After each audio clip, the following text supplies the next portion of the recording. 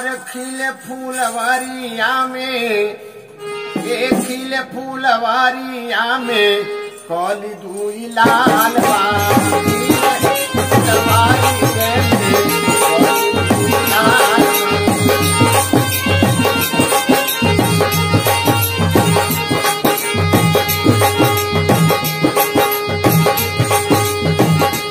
कवि ने कहा था कि दो कलियां गुलशन में खिलती, पर दोनों की अलग परिभाषा है। एक कली गुलशन की शोभा, एक में भंवरा प्यासा है। एक खिले फूलवारी है कली दुई लाल बा।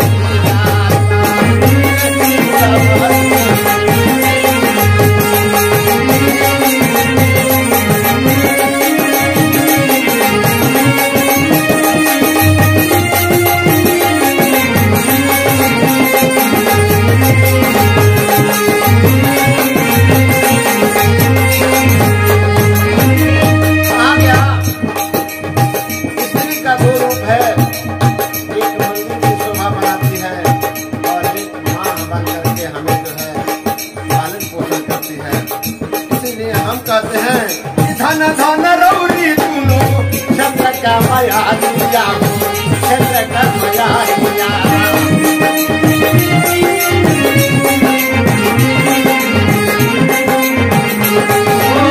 धन धन रौरी दुनो छत्र का माया दिया, छत्र का माया दिया।